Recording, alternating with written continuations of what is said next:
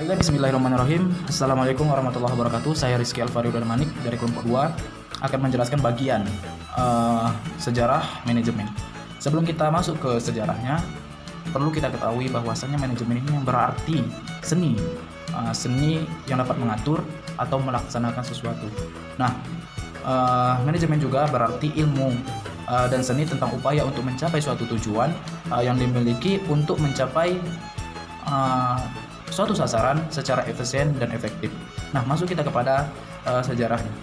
Sebelum abad ke-20, tepatnya pada abad ke-19, awal abad ke-19, Adam Smith dan John Stuart Mill memberikan teori-teori pengaturan sumber daya, perdaya, produksi, dan pendapatan harga. Masuk kita kepada abad ke-pertengahan 19. Pertengahan abad 19, yaitu Robert Owen dan Harry Poor beserta M. Luglin memperkenalkan elemen manusia dengan teori pelatihan, motivasi, struktural organisasi, dan kontrol perkembangan pekerja. Setelah pertengahan abad ke-19 masuk ke akhir abad ke-19, yaitu Alfred Marshall dan Leon Walras memperkenalkan lapisan baru yang kompleks ke teori manajemen. Manajer mengganti teori secara keseluruhan berdasarkan sains. Dalam sejarah manajemen kita mengenal yang namanya teori klasik. Turunan dari teori klasik yaitu manajemen ilmiah.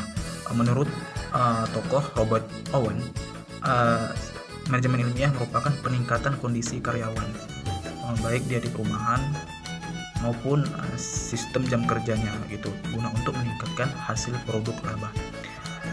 Kemudian menurut Charles Babbage, yaitu penerapan prinsip ilmiah dalam proses kerja dapat meningkatkan suatu produktivitas kerja. Kemudian sebelum mendapatkan suatu pekerjaan, pekerja itu terlebih dahulu dilatih keterampilannya guna untuk agar ia dapat bertanggung jawab dengan posisi pekerjaan yang telah diberikan kepadanya. Nah, sedangkan menurut Frederick Winslow Taylor, beliau lebih menekankan kepada gerak atau waktu efisiensi kerja.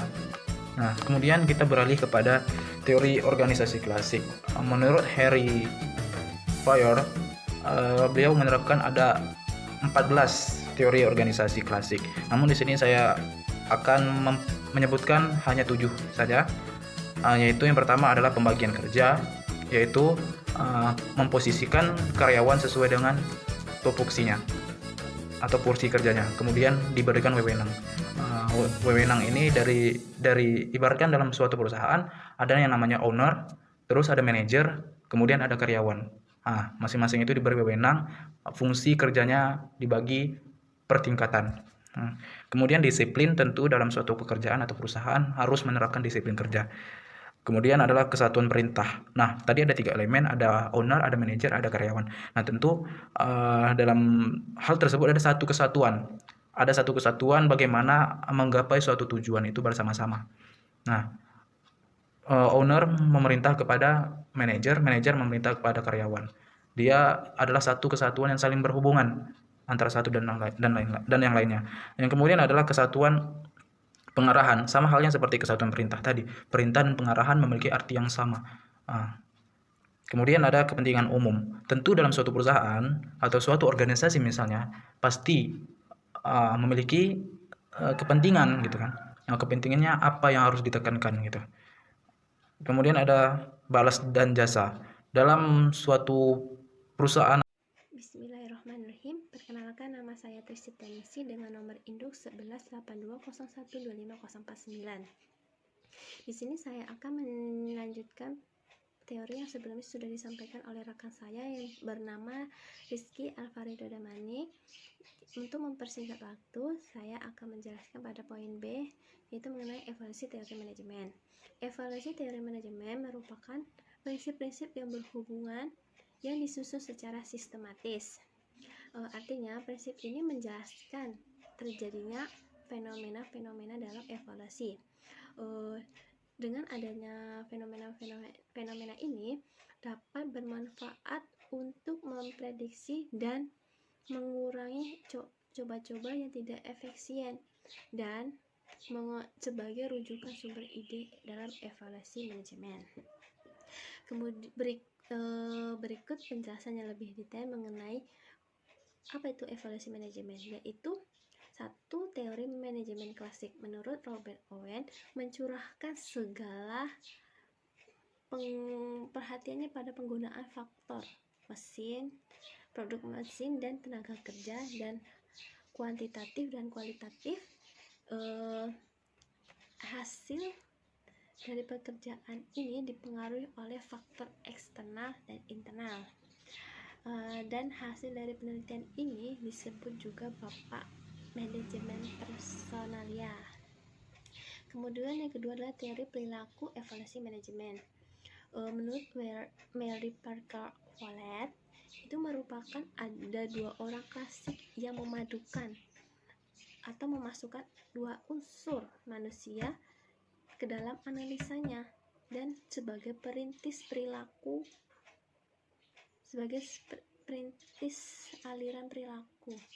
Ada dua dalam pendekatan ini, yaitu pendekatan hubungan manusiawi, yaitu menekankan pentingnya kebutuhan sosial yang menjadi nilai positif, sedangkan keterbatasan yang dimiliki adalah sulitnya memprediksi presentasi kerja hanya dengan melihat faktor sosial. Kemudian pendekatan ilmu perilaku merupakan pengembangan dari pendekatan hubungan manusiawi yang mencakup hal yang lebih kompleks, di mana banyak hal yang dikerjakan oleh seorang manajer saat ini dalam mengelola orang, memotivasi, memimpin, membangun, membangun kepercayaan dalam diri, dan mengolah konflik dalam organisasi. Kemudian yang ketiga, teori kuantitatif, itu pendekatan kuantitatif sebagai penggunaan sejumlah metrik kuantitatif seperti statistik, model optimasi, model informasi, dan simulasi komputer. Kemudian adalah keempat, evaluasi manajemen. Ada dua pendekatan, yaitu ada pendekatan sistemnya, yaitu tertutup di mana ini pendekatan organisasinya hanya di dalam lingkungan organisasi itu saja, tidak keluar dari lingkungan lainnya. Kemudian terbuka, di mana sistem ini berinteraksi tidak hanya di dalam organisasi tapi di luar organisasi. Kemudian pendekatan situasional, yaitu tergantung situasi yang dihadapinya serta dianggap memberi resep praktis dalam belajar. Pada pendekatan ini menyatakan bahwa organisasi bersifat unik dalam menghadapi situasi-situasi yang berkelainan dan membutuhkan cara pengelolaan yang berbeda-beda. Kemudian yang selanjutnya adalah pendekatan hubungan manusia baru, yaitu mencoba menghubungkan antara ilmiah dan sisi positif manusia. Kemudian pandangan integratif, yaitu memadukan semua pendekatan yang ada. Organisasi ini dipandang sebagai sebuah sistem, sedangkan manajemen yang digunakan sesuai dengan situasi yang dihadapi. Terima kasih. Selanjutnya akan dilanjutkan oleh rekan saya yang bernama Pak Arfansa. Assalamualaikum warahmatullahi wabarakatuh. Baik, saya Aan Hardiansah dengan NIM 118201151008. Sebagaimana yang telah dijelaskan oleh saudara Rizky Alfari tentang sejarah manajemen dan yang telah dijelaskan juga oleh saudari Tri Setianingsih. Maka di sini saya mengambil kesimpulan bahwasannya manajemen itu seperti diketahui hanya ini yang dapat kami sampaikan dari kelompok 2 mengenai tentang sejarah manajemen ini. Lebih dan kurangnya kami dari kelompok 2 mohon izin dan mohon maaf. Assalamualaikum warahmatullahi wabarakatuh. Untuk mencapai tujuan-tujuan organisasi menggunakan sumber daya manusia dan sumber daya material hanya dapat dimanfaatkan secara efektif dan efisien dengan memfungsikan manajemen. Namun sebagai suatu pemikiran ilmiah, keberadaan manajemen ini seperti sejarah tersendiri sampai masa sekarang ini. Seperti yang kita ketahui bahwasannya ilmu manajemen ini berkembang terus hingga saat ini. Jadi ilmu manajemen ini memberikan pemahaman kepada kita tentang pendekatan ataupun tata cara penting dalam meneliti atau menganalisa dan memecahkan masalah-masalah yang berkaitan dengan manajer. Jadi manajemen ini hampir sama tuannya dengan perkembangan peradaban.